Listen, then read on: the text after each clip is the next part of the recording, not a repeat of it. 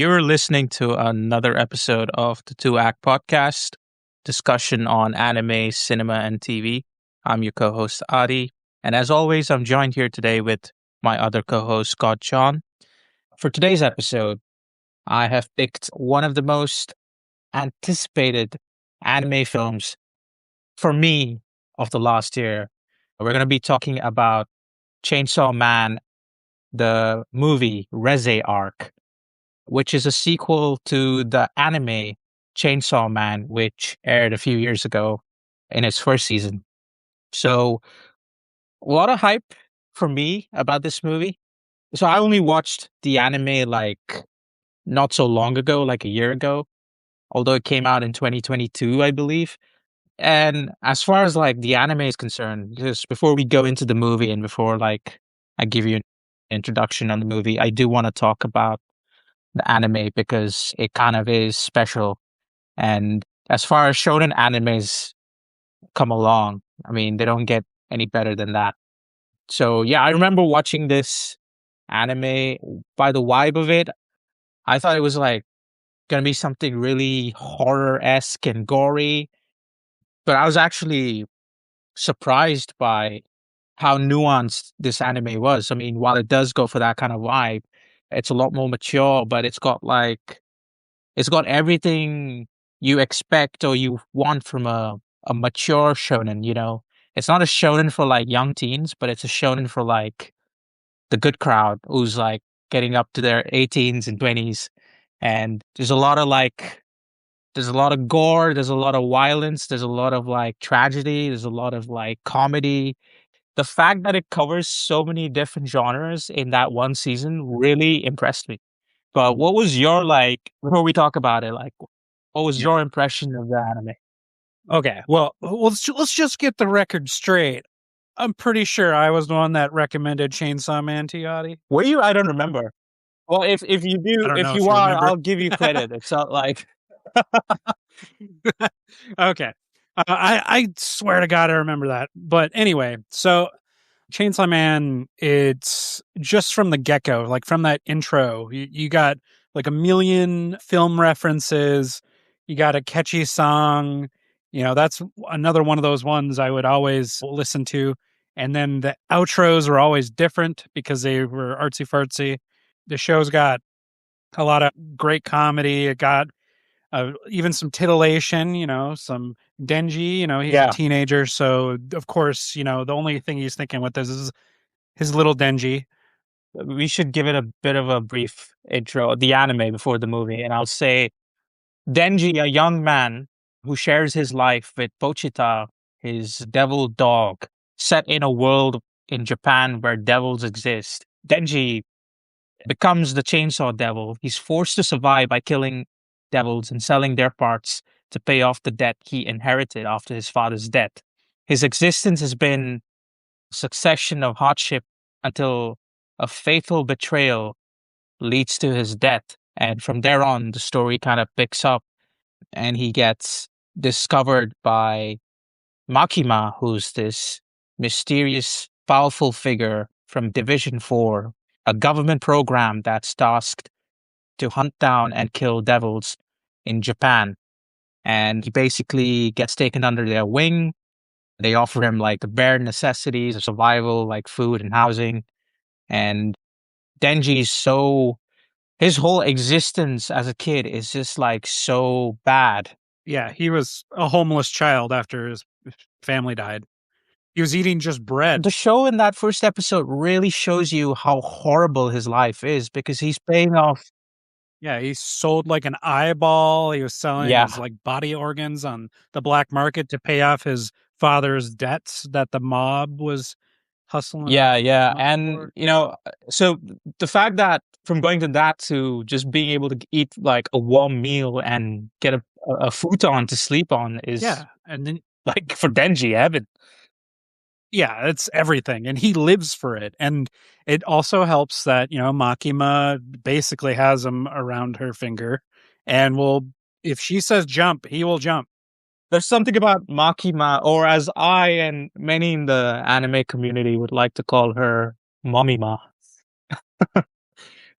She's just like I don't know. There's some characters are gonna be like trouble, but you kind of want to like them anyways.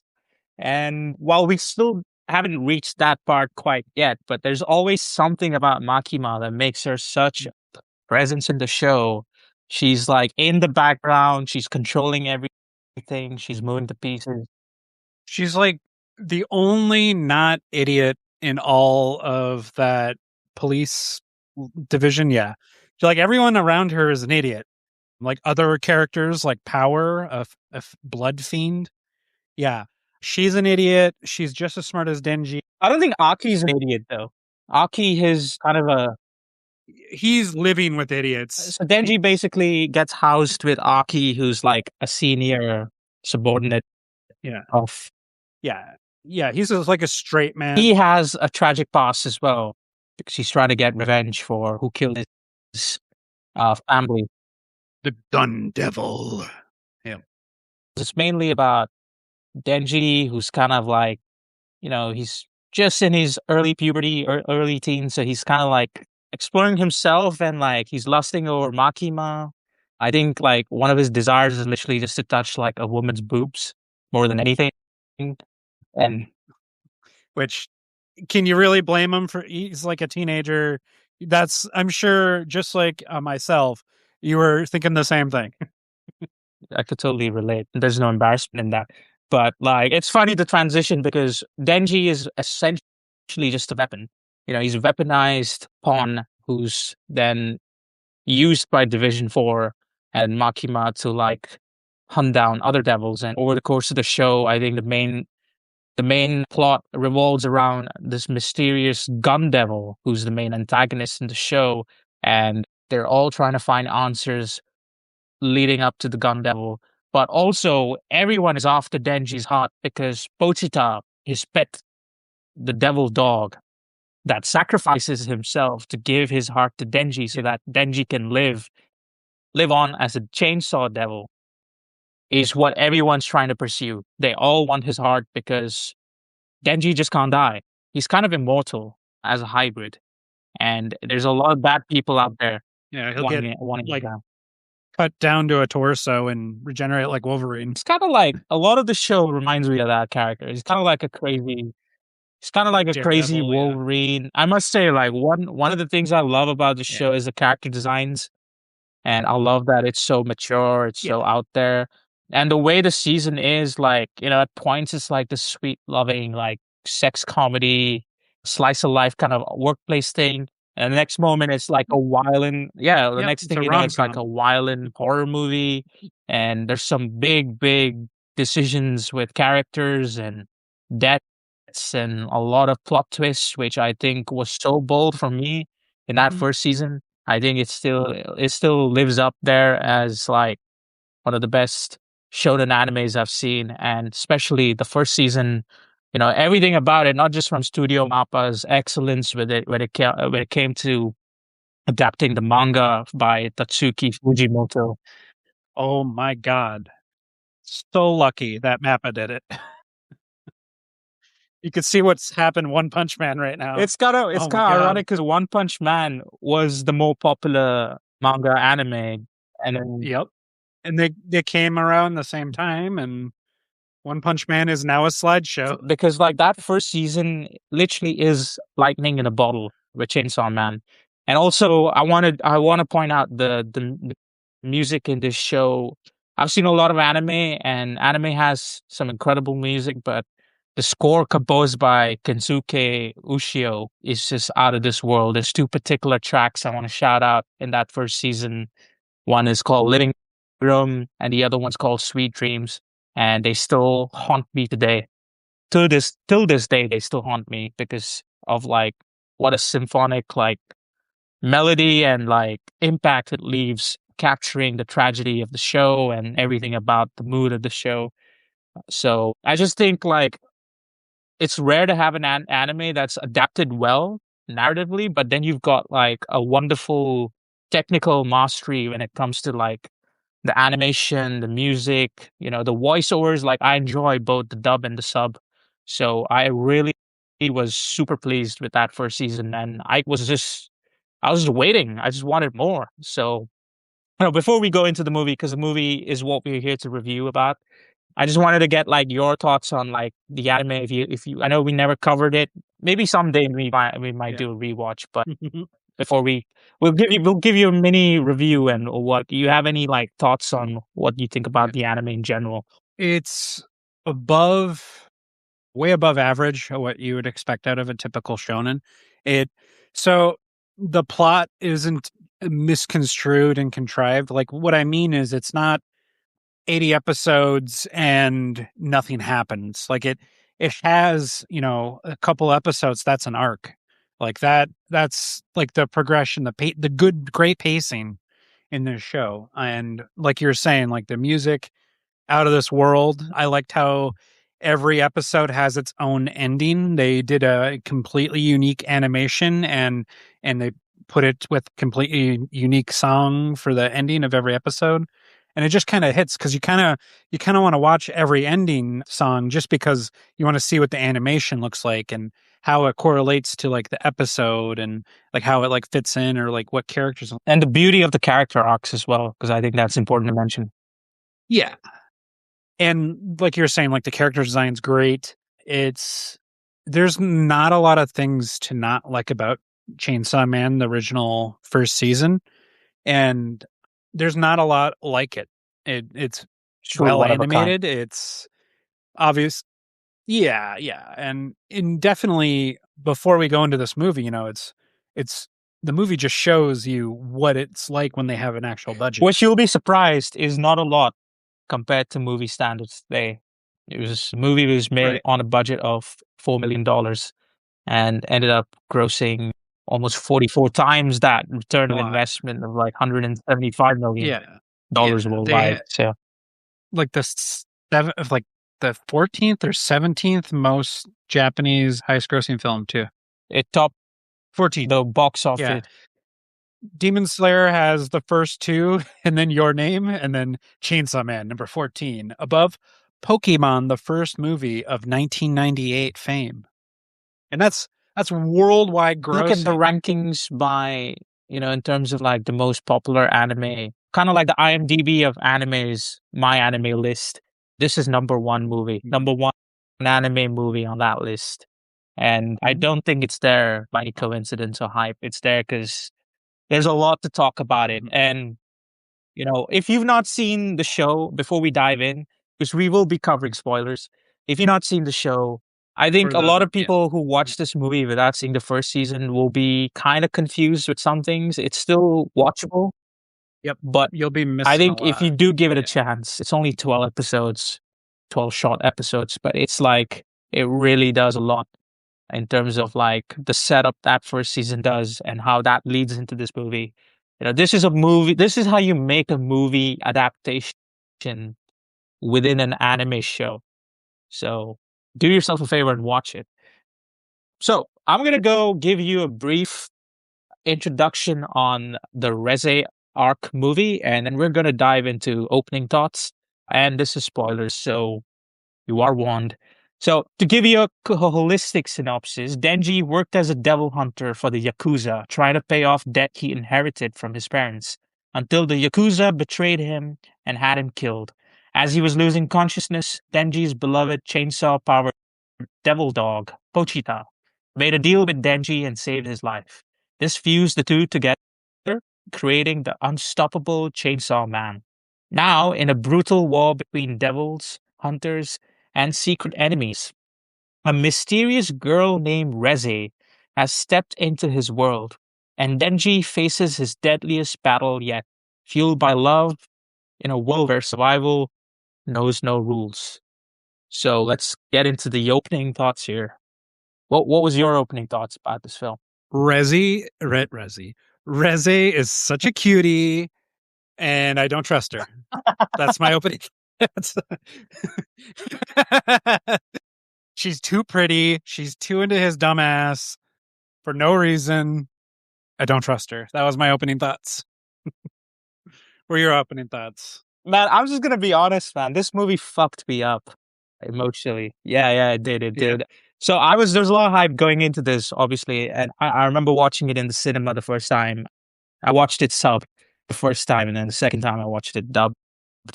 But I was not expecting to be as like I knew it wasn't gonna be by any means a easy ride. Like this is not gonna be a fucking Marvel movie where the good guys come out of there with a win no matter what. I expected the show. I mean, the movie to carry on the themes of the show, which profoundly captures Yeah. so much of the tragedy, the shocking decisions when it comes to like characters and what characters get to live and die and how their arcs are fulfilled despite the short time they may have.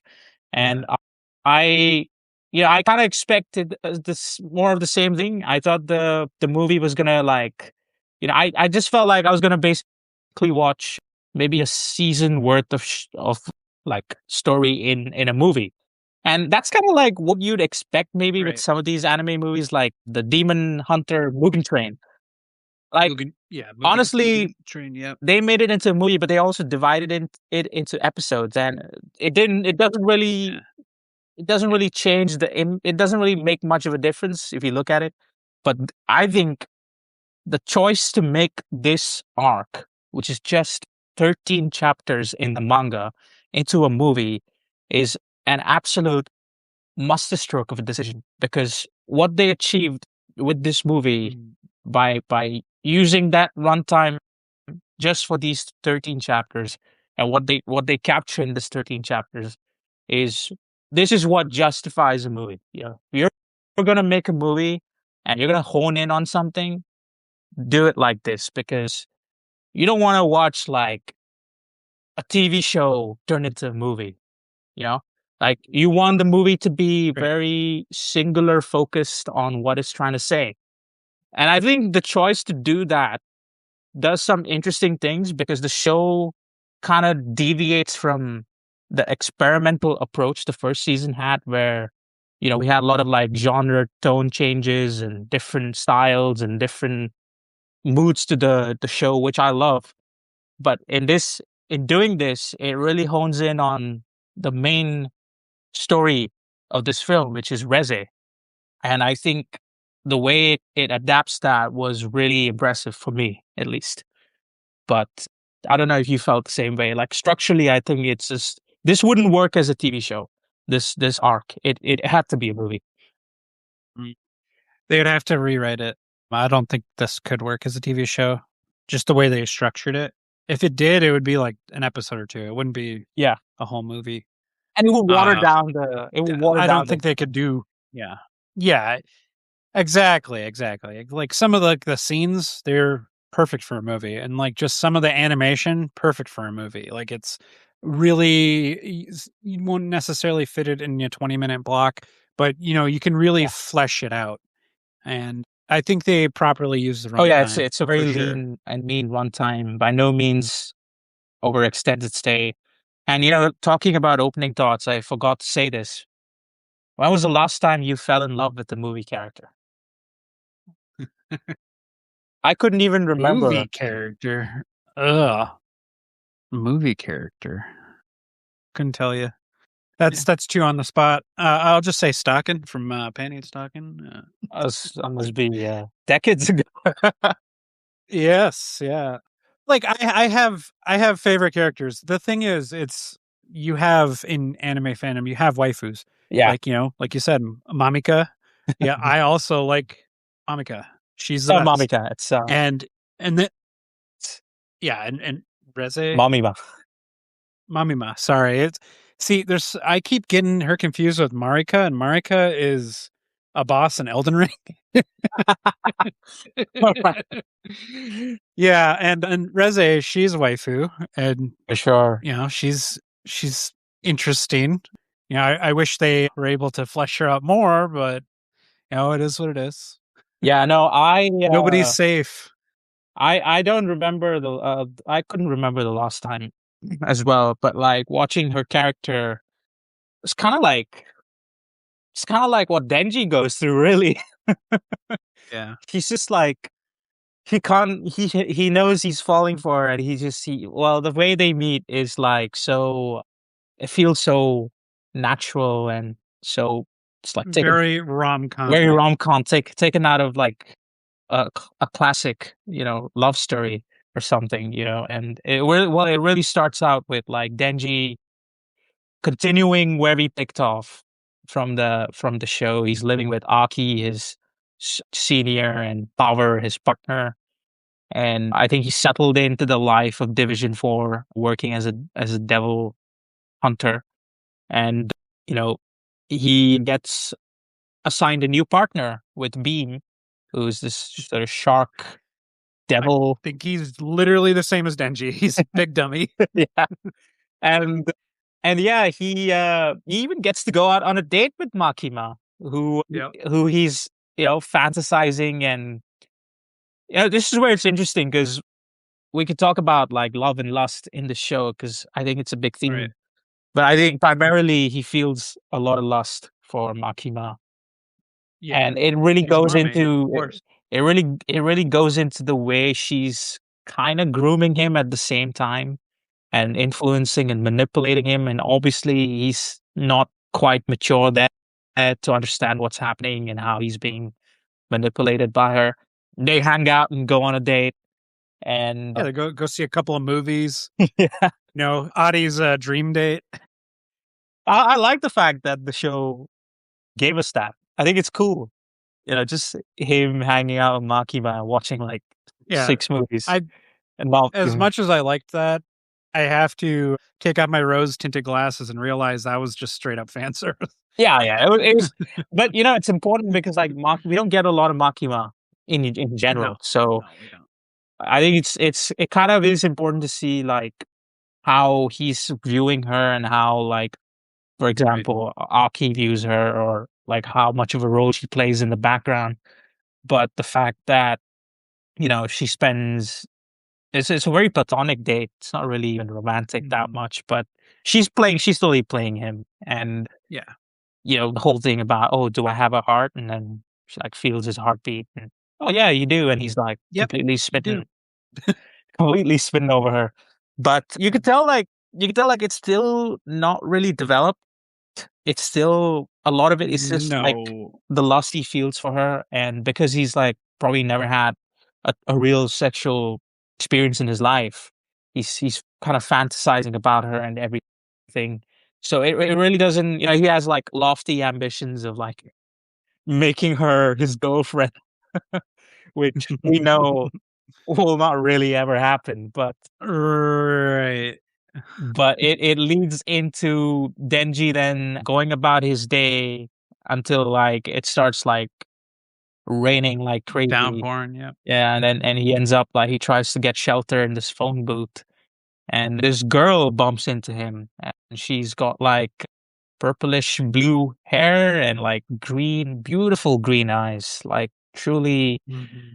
the way Reze looks sometimes is just it's hard not to feel something. And she's like, I don't know, she finds him funny. They bump into each other. Denji's a bit like, what do you want? Like, who are you? What's your deal? And she just finds him like really funny. Like we said earlier, it reminds her of her dog who recently died or something. And Yeah. and she starts crying over it or some shit like that. And then he pulls out a flower that he swallows earlier, which which is so random. And he gives her the flower, and the flower ends up becoming kind of a big motif for the rest of the movie. But he gives her the flower, and really she really appreciates it, and and asks him to like visit her at the cafe she works in down the road. And before you know it, he's in there. He's in that cafe. Yep. And Young love is addicting. and Denji is a relatable teenager. but the thing about it is it's not quite love just yet. Like up until those No. scenes, there's still kind of just there's just interest. There's like a lot of like, oh, like, you know, what's like I want to know more about her. And Yeah, uh, he's trying to court her in his failed Denji way. yeah, and it's funny And how like he's constantly reminding himself like, no, like my heart belongs to Makima only, and then it's, Makima, yeah. and you can see like Yeah, and when you're that age, all you want to do is have sex, but most guys that age don't even know how to talk to girls yet, yeah. and Denji is no exception. He's young, dumb, and full of cum. Oh my god. What the fuck? It's just one of my favorite Did you did scenes, you you know? did you did you make that up or did you fucking take that No, no. somewhere? No, I've been saying that for years. Years. Holy That's shit. I wasn't prepared for that, man. years. I'm Wow. surprised. Wow. Adi, you should know me better. This I is say going crazy shit even on the pod. this is going in one of the iconic phrases used. Well, I need to make a list. Down the line we're gonna have Dumb, some memorable dumb top. shit John I'm says. gonna I'm gonna bring out a top 10 list at some point. Okay. But yeah, pretty much what you just said. And he kind of like they kind of bond with each other. She Right. gets like really close to him, and he can sense that he's slowly like falling for her, but at the same time Mhm. he's unaware of his own. Like it's one of those things where it's like one of those beautiful things about being like in that age where you can fall in love with someone so easily, but it's also like innocent and immature. Like Mhm. you're not really you're not really mature enough to know Yeah, whether it's love or not. it's a crush. It's a crush. Yeah, And yeah. the way like that develops and the way she is into him, oh, seems like she is. She's a good It, actor. She's a great actress. well, it's an act at first, but the way it unravels is the tragedy of it all. But like Mhm. the way they fall for each other, I thought that was like one of the most interesting bits. Like I was really Yeah, fascinated. it was cute and wholesome and very unexpected. You don't usually think of that in Chainsaw Man. It's usually suffering and people dying and Chainsaw Man cutting some people up and some beautiful animation.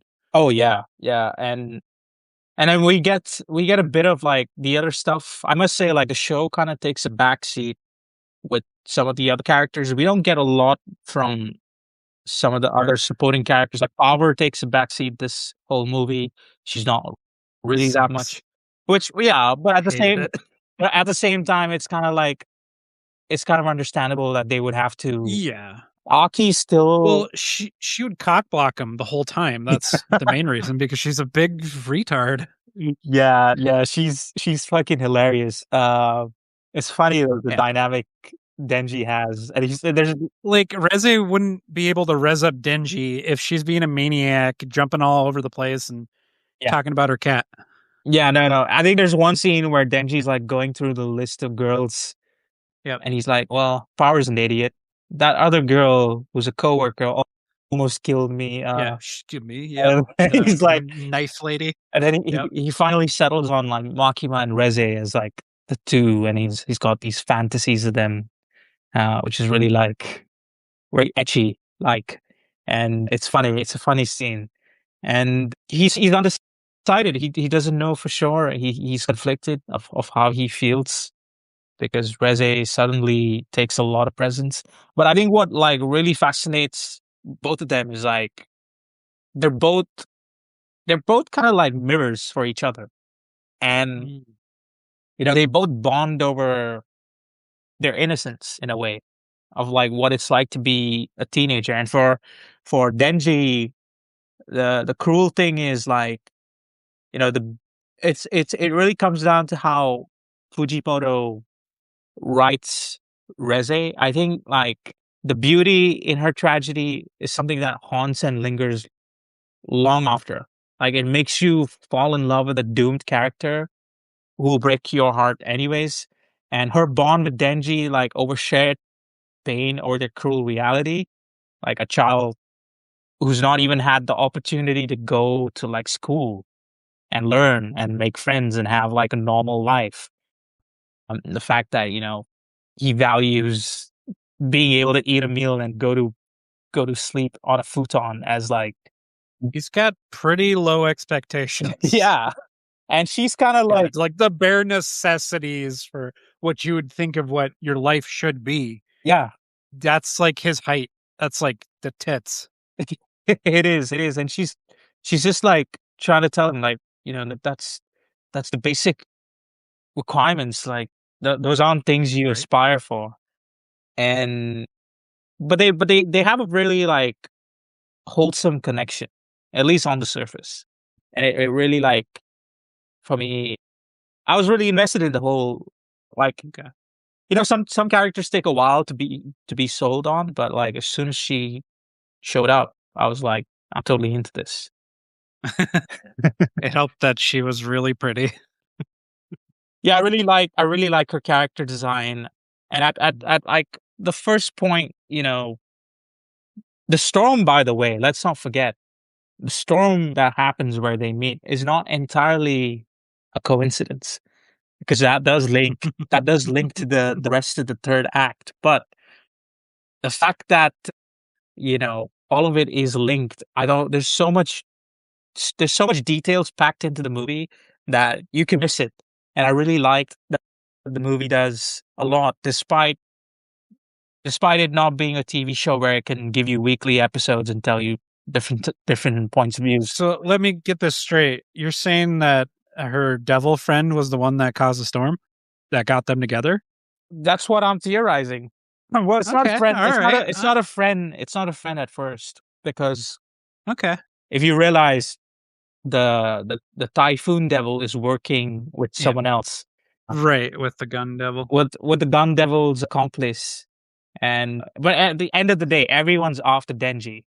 So Right. he is the target regardless of what he does.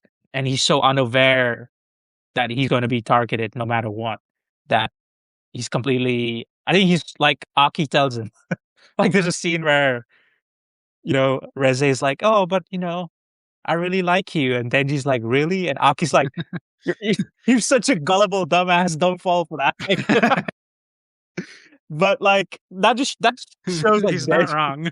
But talking about Aki, I think I do want to quickly get into Aki, because while we don't get much of Aki in the movie as compared to the show, the whatever screen time he has is still as effective in building his character up, because in the first season you see that he's got a different worldview compared to Denji or anyone else. Right.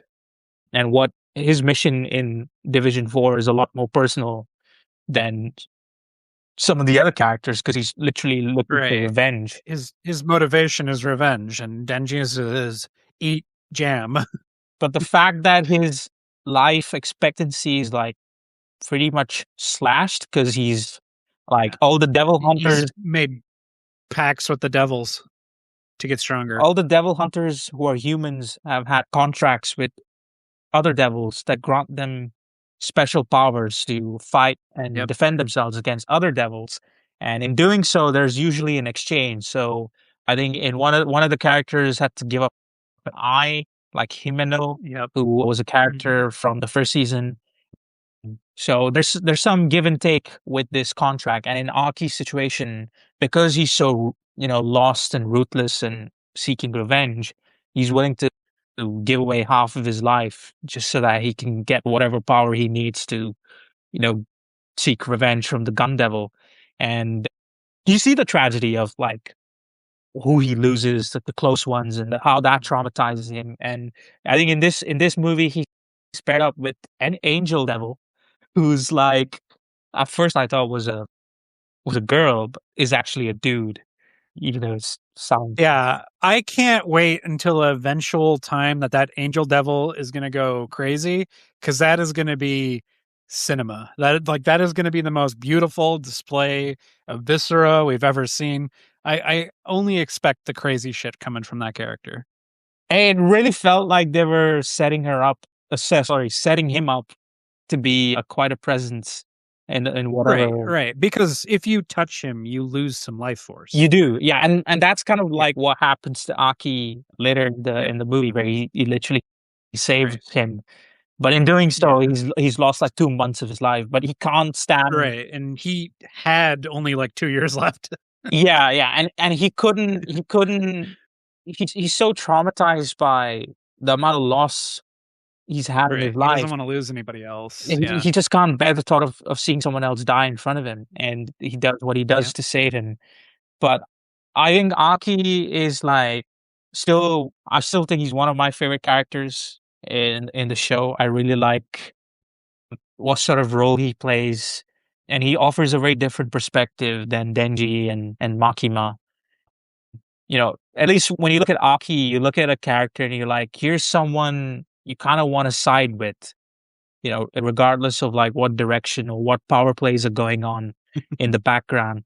So I really liked Aki's character, and I think the fact that he still gets a role in this one and it builds onto his story was fulfilling, even though it wasn't as much as I'd like it to have.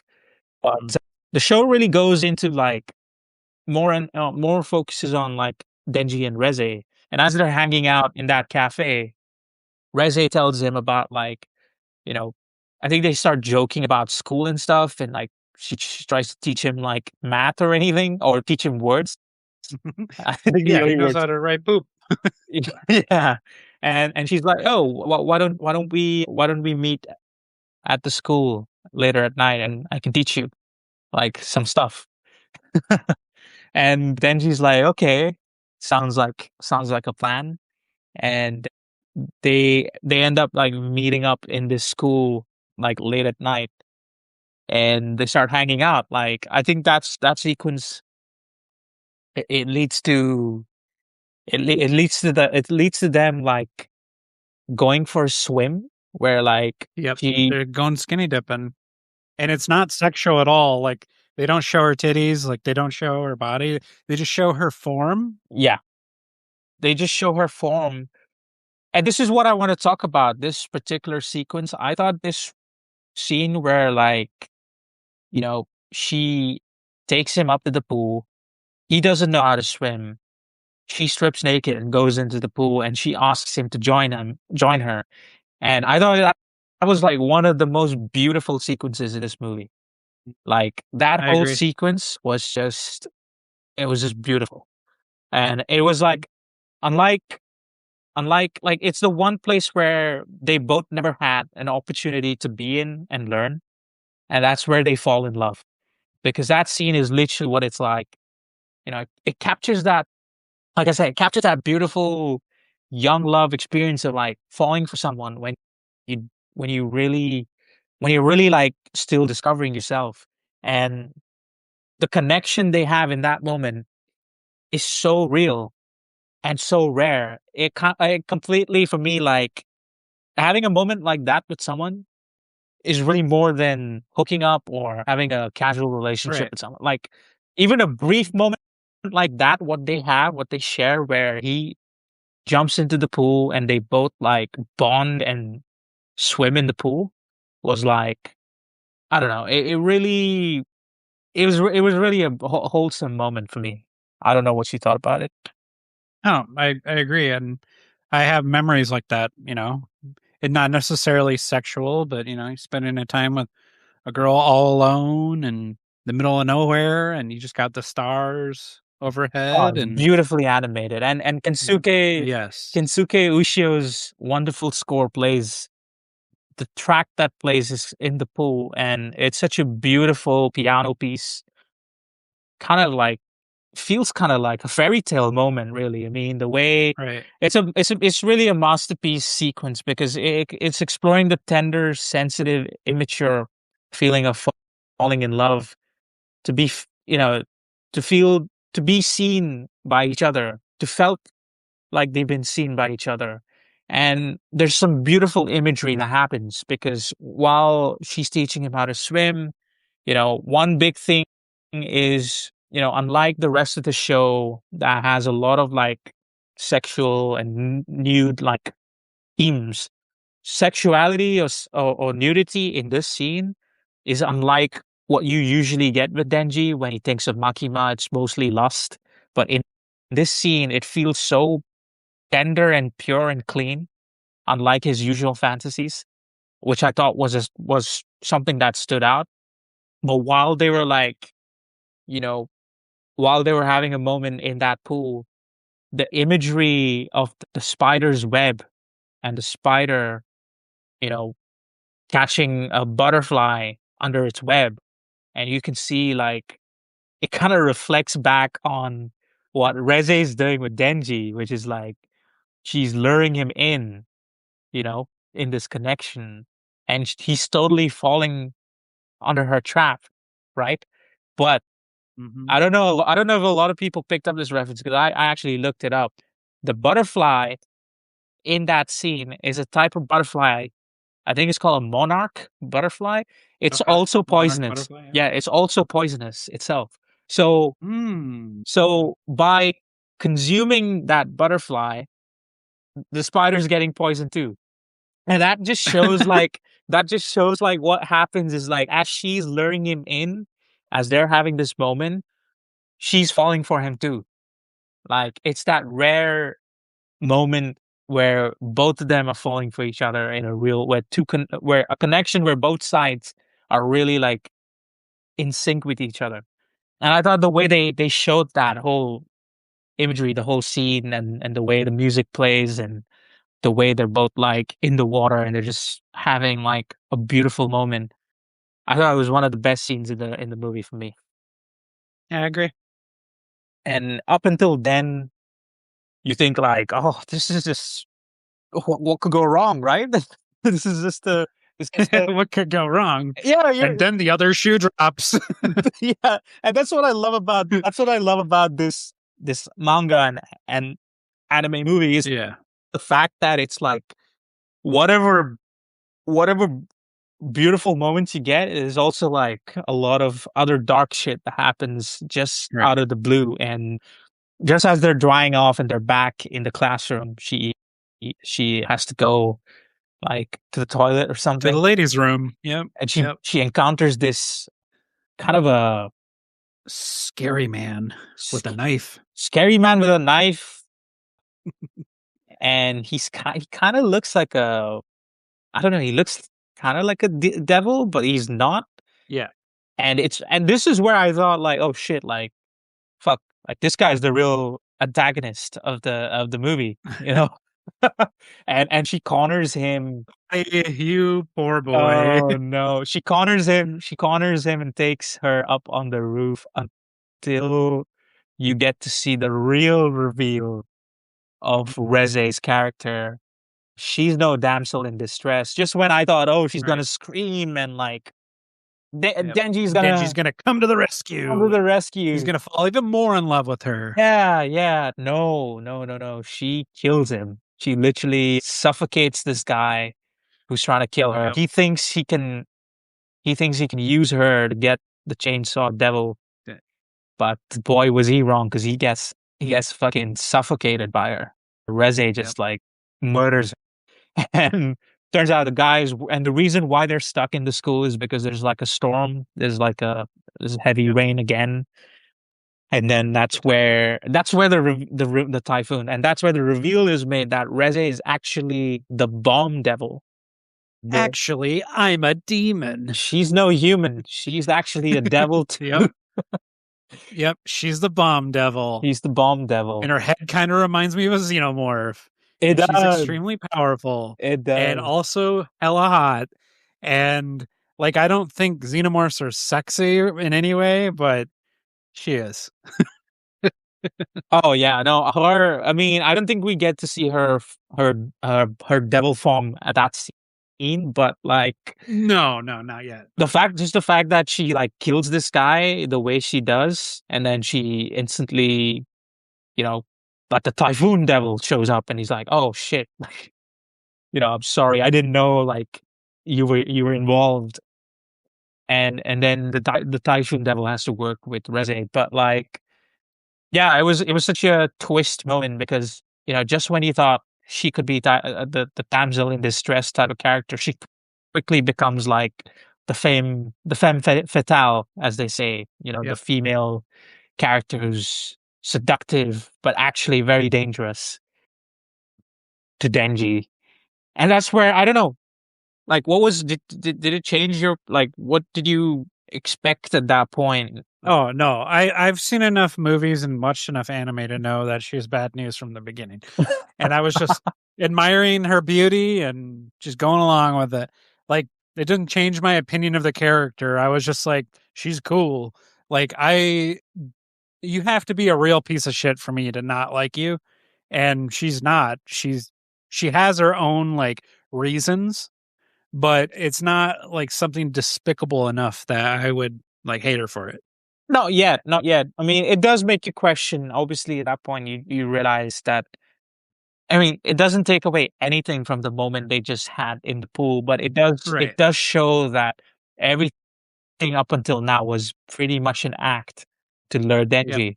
And the signs are there, obviously. If you pay close attention, you know that. But like the way it then leads to her going back and they start like talking again, and he's completely unaware. He's Yeah. completely He's a unaware. fucking idiot. And there's another beautiful scene because like they're hanging out and they're at a festival. And this is where like I want to bring up one of the main themes of this movie is like when they're they go to this like hilltop area where they get a beautiful view of like the city where the fireworks are going to happen from the festival. And Reze actually asks Denji to run away with him. And she tells him, you know, like let's just get away from the city. And you know, here's where like the theme, the analogy and the theme of the country mouse and the city mouse comes into play. So it's a very famous saying and story, but it perfectly applies into this situation as well. And let's not forget, like the mouse is again a reference, a very interesting reference to the rest of the movie. But basically, Reze is a country mouse who enjoys, you know, the peace and the safety of the country life, and Denji is all about the city life. You know, he enjoys the materialism of living in the city. But it comes with the cost of the dangers of the city.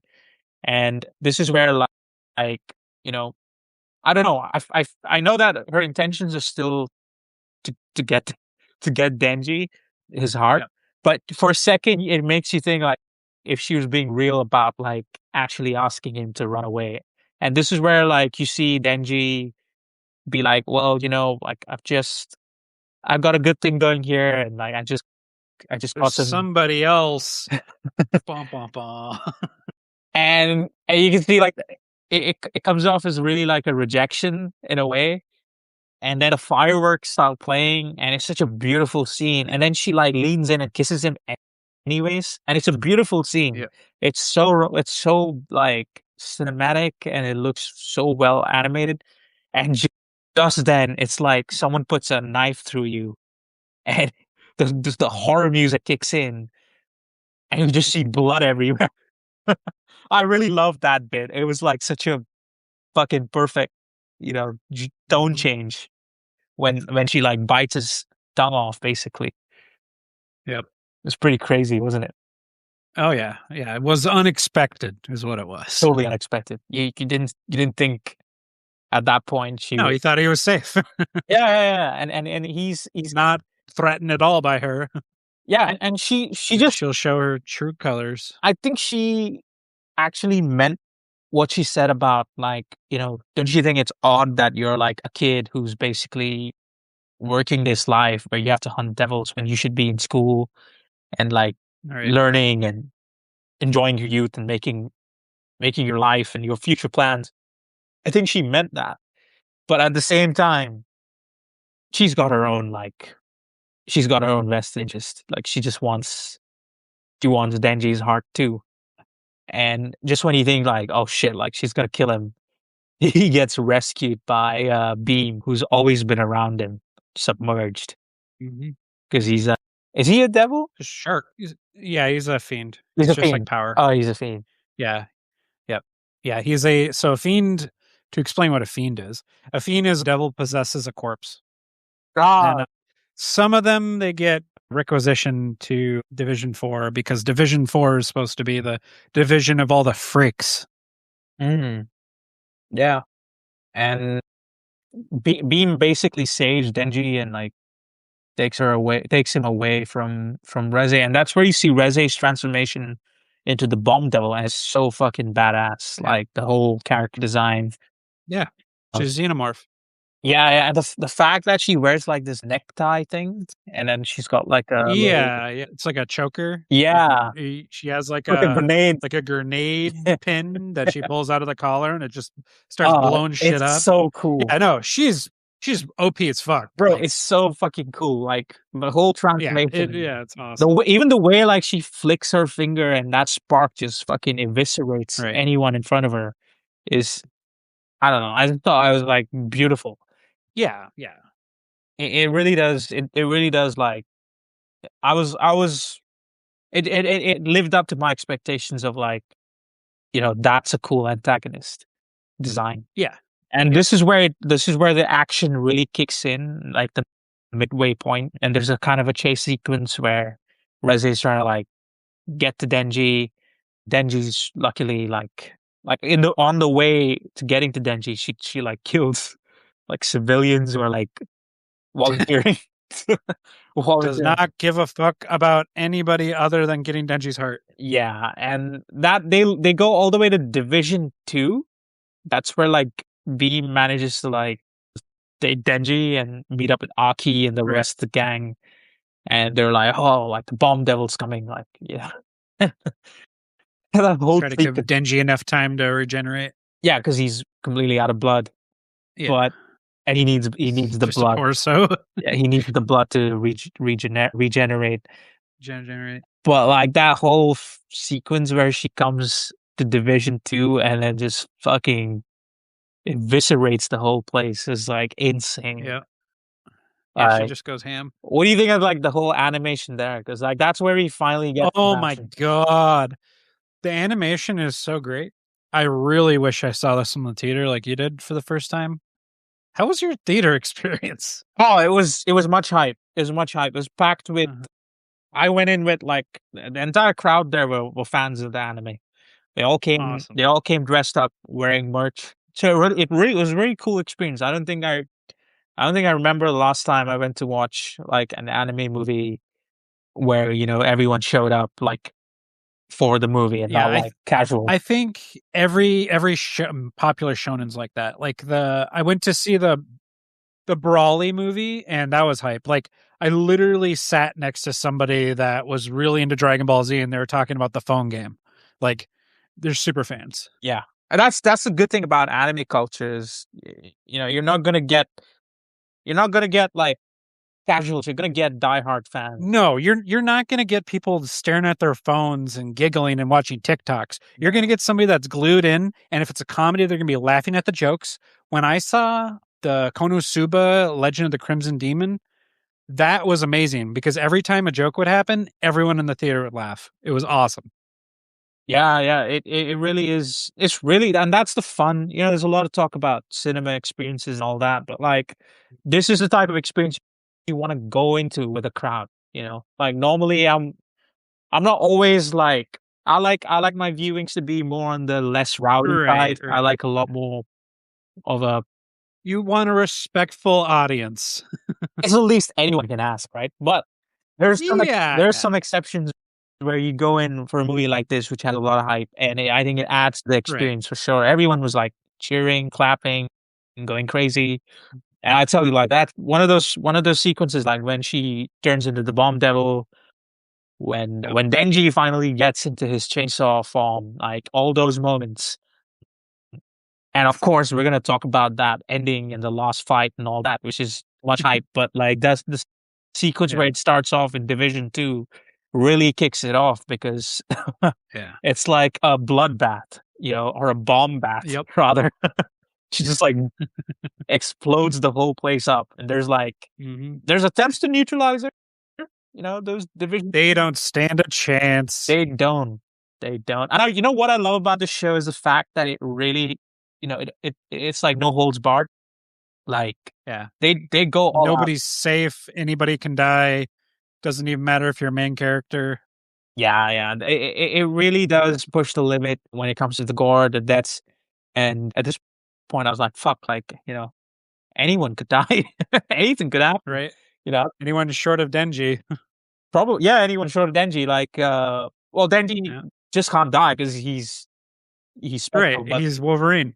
Yeah. But like you're looking at the rest of the characters, and I'm like getting PTSD from season one, where the show. Man, if Power ever dies, I'm gonna cry. I'm getting PTSD from season one, where like they make you Yeah. fall in love with some of these characters in the show, and then just kill them all. Just killed him off. And you're Yep. like, there's like one episode where like 3, 4 of them just get killed out of nowhere, and you're just Yep. like Out of left nowhere. with your jaw dropped. And Yeah. that's the kind of show this is. It'll make it wonderful, and then the next thing you know, it's a gut punch.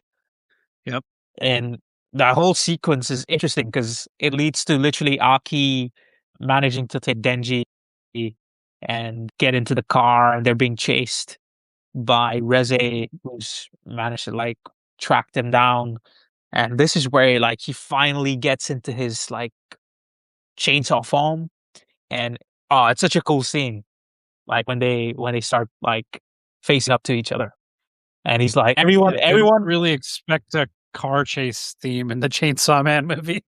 But it's smart though. I mean, the reason why she Yeah. can't like obviously she can't do much is She because wants the his heart. gasoline. Yeah, the gasoline will blow Yeah. everything up, including his heart.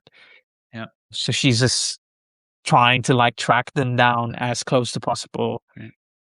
to apprehend him. And I think he gets like irritated when he gets into the chainsaw farm, and he's like, everyone's after the chainsaw's heart, but what about Denji's heart? Nobody wants Denji. It's such a funny scene. They didn't care who I was until I put on the mask. It's always the case when it comes to the superheroes. But calling True. Denji a Denji's superhero is a bit of a stretch, I right. think. Well, he's a stupid hero, is what he is. That's a good one. That's a good one. He is a stupid hero. A stupid hero with a heart. Let's just say that. Stupid hero with a heart. Yep. It's a good one. And the whole thing leads to, I think they really save the best bits for that section in the last like 40 minutes of the movie, where you get to see like there's just massive destruction happening in the city. And I know there's a lot of fatigue with like cities being blown up and all that. And we've seen Yeah. it a gazillion amount of times. Popular superhero movies. Yep. We've seen it so many times. I get it. But I still think like the way they animate these fight sequences, I don't know, man. Like Mappa is just on another level. I don't Yep. see other studios who can Yeah, pull they this did the off. first season of One Punch Man. It shows. I mean, it's just so good. I mean, everything, the details, the shading, Yep. the way The animators, they care. It's clear. yeah, it's so refreshing. The color palette. I mean, you're looking at the blood, you're looking at like the way they're fighting each other, the explosions, and of course, you get to see the Typhoon Devil put up a Yep. huge fucking storm. It's like a tornado in the city. She's working with Reze, and I don't know what were your thoughts on that sequence? The whole fight. I didn't think I was going to get a Sharknado, but we did. But this time it's featuring chainsaws. That was a great sequence. I really enjoyed it. There's a lot going on, and it's She nearly yeah. kills him. She before that sequence, she nearly kills him. She pretty much burns him to bits, and he's Mhm. kind of like dead momentarily until like Aki and there's another Pulls character. the ripcord. Yeah, until Aki's like trying to fight with her, and the thing with Aki is he can see a few seconds into the Like future. and it isn't necessarily the most helpful, but it will almost give him an edge over Reze. He holds his own for a little bit. Just good enough to keep him alive Right. and predetermine like what moves she's gonna make. And finally, the angel character, I think, resurrects Denji by literally giving him blood, and he comes back to form, and he realizes, fuck, like I need to like Yeah, he picks up a pedestrian. He's like, "Yeah, you're not going to make it. I need you." yeah. Just proving how much the angel devil does not give a shit about people. I mean, the angel devil can't wait to die. Like he's so checked out. Right. He's so emo. He's so He done. must be the emo devil. yeah, it's kind of ironic he's an angel. Like he's so done Yep, with life. yep. The Lincoln Park Yeah, devil. yeah, and but he's still obviously working for the division and under Makima. And like it's interesting that he gets paired up with Aki, and Aki doesn't like working with him because he's like she's Nope. got a thing against the devils. Obviously, it's Yeah, it's understandable. the whole grudge and He the took his dynamic. life apart. Yeah, yeah, but I think it does add an interesting dynamic later on where he does save the angel's life, and obviously He doing gives so. up a couple of months. Yeah. Yeah, but I thought it was just good, just about good enough. We could get something from that character because obviously the focus goes back to Denji and Reze. But Yeah. I love the music in this sequence that plays. I think there's one track Mhm. called "Dance with the Chainsaw" that plays. But before like they have this fight, he literally it's a crazy scene. He literally uses Beam, the shark, goes into the tornado and Yep. slashes the whole Sharknado. he slashes the whole tornado from the inside, and there's this like burst of different colors, which is like viscera. It's basically like blood and organs and everything of the typhoon devil, but like way the colors like come out, I felt like I was tripping watching that in the cinema. It was such a cool scene. Like he's riding out of this tornado Mm. with like a burst of colors all around him, and that was a big hype moment in the cinema. Like the whole room, Everyone got up and started clapping they just went wild. They just went wild at like that. it was a Marvel movie. Kinda. I mean, well, Marvel movies these days aren't that much hype, but like it kind of felt Well, like until Doomsday comes out. it kind of felt like peak fan service for sure. But like, yeah, I love the whole fight sequence he has with Reze towards the end. The way they like they fly up in the air and they just keep exploding. And then Yep. she's like, they're like fighting in this building, and he's using his chains, which is very interesting. Yep. He's finding new ways to fight on the fly. And that's this is what I like about the character development because if you remember in season 1, the way he beats the katana devil is like he secretly has another chainsaw on his leg that he uses just when he's like completely about to die, and he uses that as like kind of a sucker punch weapon he pulls out to like Yep. kill the well not kill but like defeats the katana devil pretty much. And I like how like in this he kind of has to think out of his way again and be like fuck, like if I engage directly I'll just get blown. So he tries to like chain her, and she's like, you know, you're just wasting my time because she's so OP as fuck. But I really liked how he like uses his chains to like wrap her around him, and Yep. she thinks like, oh, what are you gonna do? Like, you think you can escape like sweating? And like, because they literally land on the beach in the ocean. Yep. But he finds a way to like wrap her around him with his chains, and they fall into in the ocean, submerging Yep. because she can't explode in the water.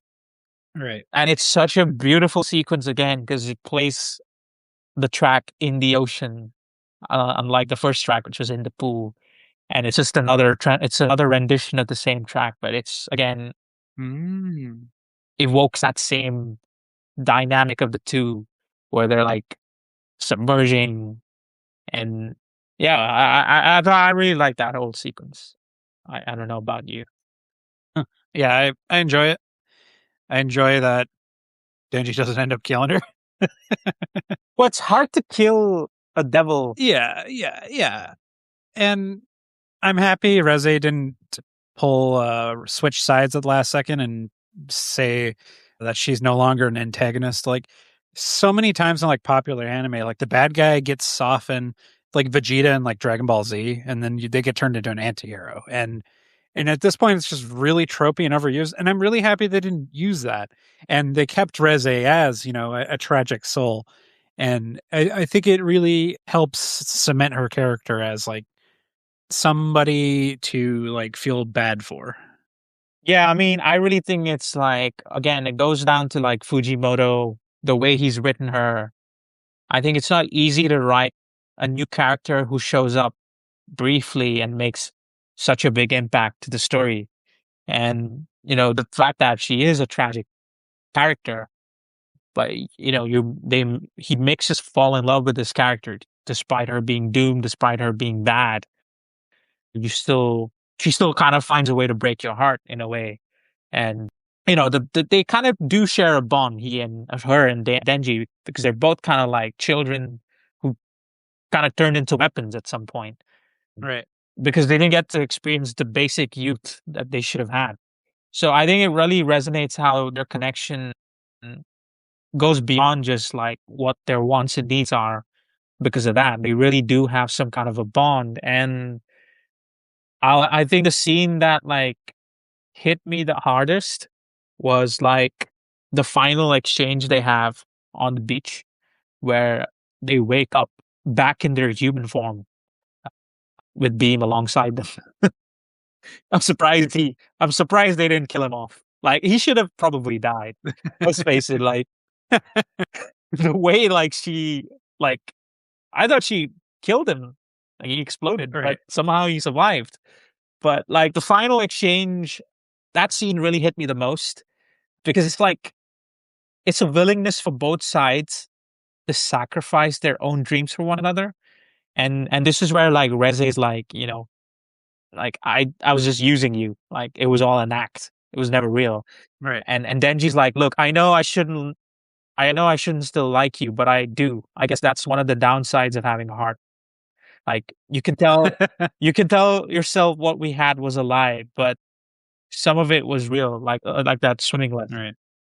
And that line really hit me the hardest because it's like it hits her too because she realizes that despite the act she puts up, like she did fall for him.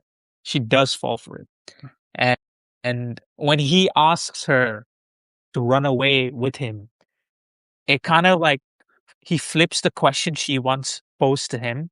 Like he's willing to leave the comfort of the city mouse behind for her. And she rejects him, claiming she'll run away and go back to the country. But calling her after, like he tells her like he'll be waiting for her at the cafe, and she's like, you don't know what you're talking about. Like, you're out of your mind, and like despite everything he goes through, he still like actually loves her.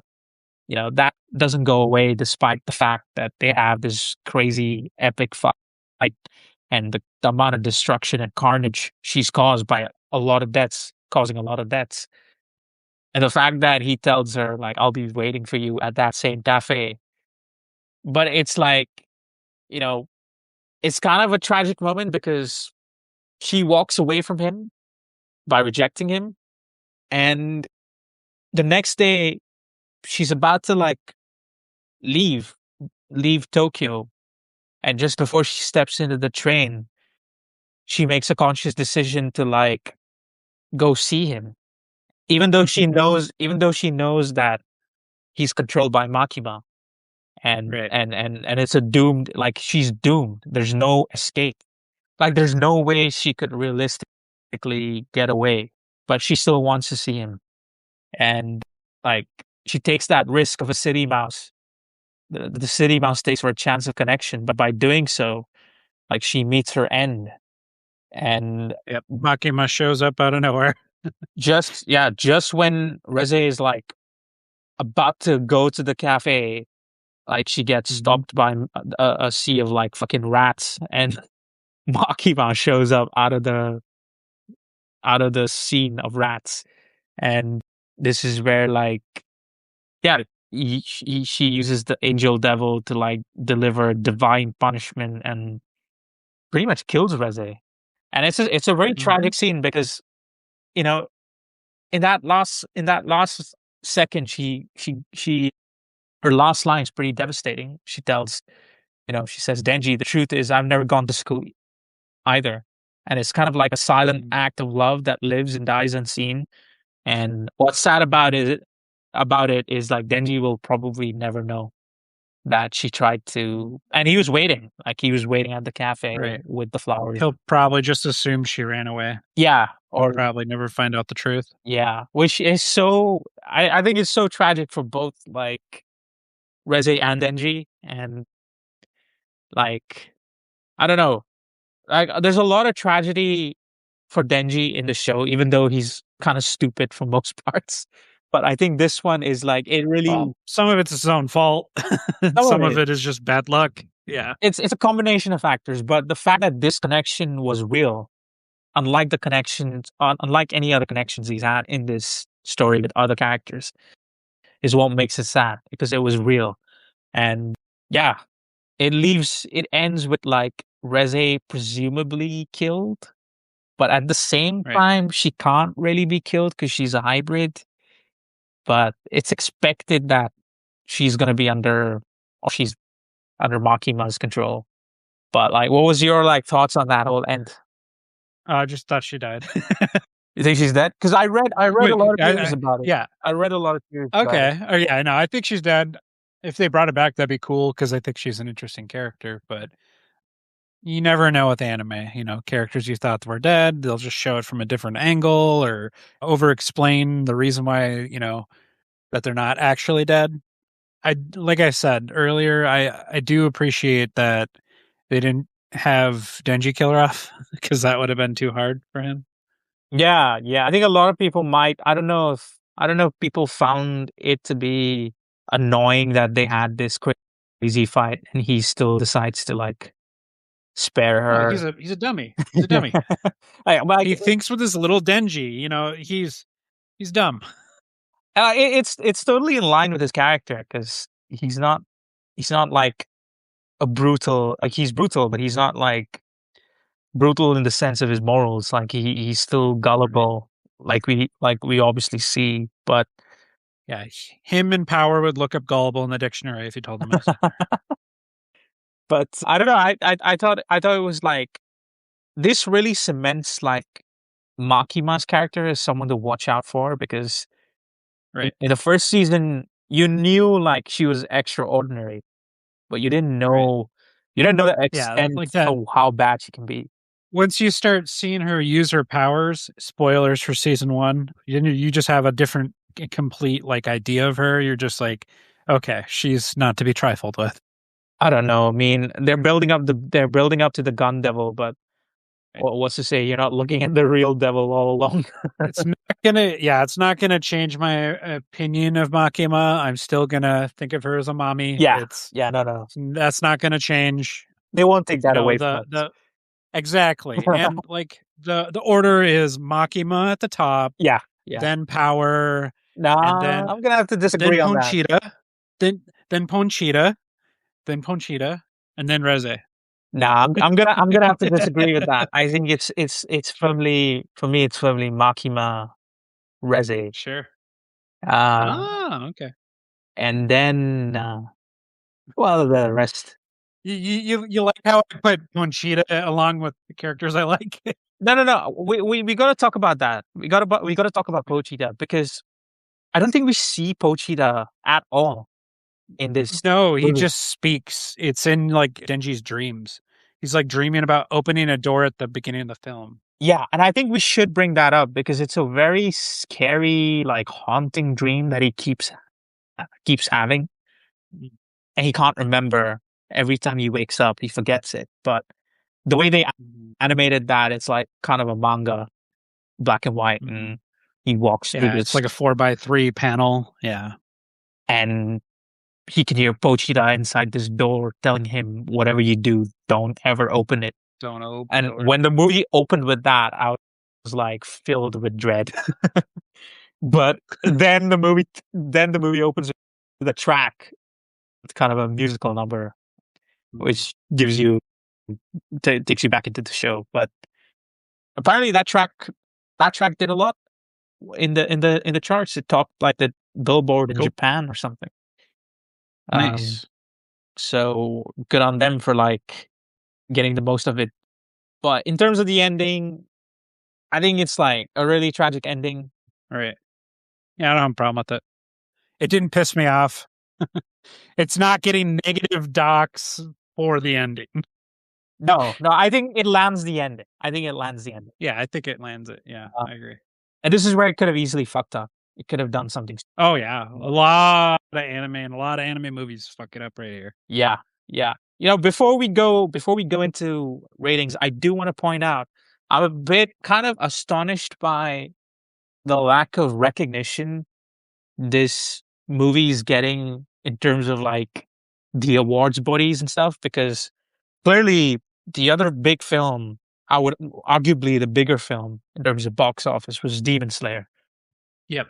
I think it was it Infinity Castle arc? Or was it? Yeah, it was the first or second Demon Slayer. I think it's the second Demon Slayer movie. Yeah, yeah. Just like shattered the box office global for Which is, Japanese film. I want to say, great year for anime 2025, because if anything, it showed like anime movies are Yep. doing better than superhero movies globally. Yep. 791 million worldwide gross for Infinity Castle. That's insane. Yeah, and Mugen Train was 512 million worldwide. Mugen Train, I'll never forget that experience, because that was one of the first films I watched after the pandemic, or during the pandemic, when cinemas were just opening up. And, you know, it's so great to see like animes, anime movies, like the appetite for these movies are growing so much. But I wanna talk about like this particular movie. I think it's severely underrated in my opinion, even though received it's received a lot of love from the anime community.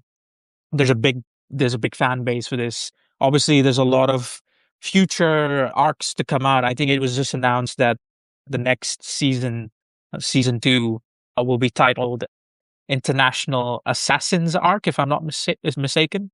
And it'll probably come out a year or two, I'm guessing. But I was just looking at some of the achievements. I mean, I looked at the Golden Globes, who put out the nominations. Not that the Golden Globes is anything special. It's really not. But like, I was just looking at the biases. Like, I just want to point out the biases Hollywood has. And you look at like the films that got nominated for Best Animated Film. There was like Arco, Demon Slayer got a nod, obviously, because it was a huge success. K-pop Demon Hunters, I've not watched that. Little Emily, It's good, but it's not Demon Slayer or Chainsaw Man good. Elio, which, if I'm not mistaken, was a box office flop. That movie was bad. Like, it didn't do well at all. And Zootopia 2, which I'm not seeing, but I'm a big fan of the original. But I just want to say, like, I'm just astonished why this film is not being recognized Well, more. a lot of those films are just the major studios. They're just the Pixar's, the DreamWorks, the Yeah, but a lot of Disney. them, are like, big, like Zootopia, and yeah, Zootopia aside, like, Yeah, they're all mediocre. I mean, you look at this movie. yeah, This movie was number one. it's mostly the for your consideration campaigns that really drive it, because when you really think about it, so all these panels of judges, they're not going to watch all these movies. Yeah, They're going to see the for your consideration, and then they'll nominate it. I mean, it's a damn shame, because that just shows you like how irrelevant these awards can Yeah, be. and nobody's watching them, and nobody cares. And unless it's the Game Awards, they don't really give a shit. Like, I'm just gonna point out some facts, because like this movie was number one in Japan for more than 7 consecutive weeks. It earned $175 million on a budget of $4 million, which is crazy. That's 44 times the budget. It was the number one film on Mal and Annie List. It got the Best Animated Sequence of the Year award, and its soundtrack is incredible. It even has a song that topped one of the Billboard charts. So I'm just astonished that, like, I know this. I read somewhere that it qualifies for an Academy Award nomination. Like, it can be nominated because it qualifies for it. But I mean, I doubt they will. But I think it should get nominated. I'm just surprised that people aren't like, giving it the flowers it deserves. Right. That's just the point I wanted to make. I think anime. It's about damn time the West stopped promoting mediocre studio shit and actually gave Right. like anime a chance because you can no longer Netflix. you can no longer make the argument that anime is niche. Anime is not niche. It's pretty goddamn global. It's pretty niche. Yeah. Everyone's into fucking anime. There's a growing fan base everywhere in the world. I mean, I'll be surprised if people haven't heard about anime in 2026. So I was just putting that out there. Not that it is gonna make any difference, but I got to rant about it for a bit. But anyways, I don't blame you. should we go into ratings? Hell yeah. Okay, I'm ready. Chainsaw Man, the movie Reze arc. Pretty good watch. It takes a little bit to get started for me. Like that intro with Reze and like that rom com stuff. It takes a little bit. Once it gets going, it's like a chainsaw revving into overdrive. It's beautiful displays of animation and the music. There's a ton of bangers. In fact, I'm probably gonna come back to the soundtrack and try to pick out some of my favorites. Like I really like this one. I feel like other than that, like the starting where it started to get going, like the pacing for the most part was pretty good. And at the end of the movie, I was just craving more. I want to watch another season.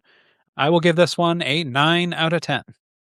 Well said, my friend. I agree with everything you said. I think it's a wonderful adaptation to make it to a movie. Mm. It's, I do want to point out Reze as a character really makes a strong impact considering the movie's titled after her. The show deviates from what it does in the first season, which is super interesting and experimental in its own way with the way it handles different genres. But it does so something so dramatically profound and tragic, but it's packed with everything you love about the series, The Chainsaw Man. I do agree that the it does initially take a bit to get going, but it kind of builds into the sweet young love, first love of kind of themes of really into the romance side of things, and once that kicks in, and once that hits hits its strides, it's like an overdrive, like you said. It's incredible. I love the music in this movie. I think Kensuke Ushio is one of the best composers working in anime, if not the best. Studio Mappa's animators have done an incredible job with the way they've adapted this manga and the way that Fujimoto's writing comes across into screen. I mean, technically, it just doesn't get any better than this. It really doesn't. I mean, it's just really good. I will also give it a 9 out of 10. I think it's, for me, the best anime movie of 2025. And it's tragic, it's beautiful, it's profound, and yeah, I can't wait to see the next season. And I can't wait to see like how, how darker and deeper it goes with its themes. Well said. Kind of funny how we ended up on the same rating. Yeah, I think there's no doubt that it really it's kind of acclaimed, universally acclaimed. Yeah. Yeah, go watch Chainsaw Man if we haven't completely spoiled the movie for you. Yeah, go watch it. It's still an experience. All right, Adi, you have anything else on that? No. But that being said, I mean that concludes our review of Chainsaw Man, the Reze arc movie, and we'll see you for the next episode. All right, I'm gonna go skinny dipping in 29-degree Fahrenheit water. See you, Space Cowboy.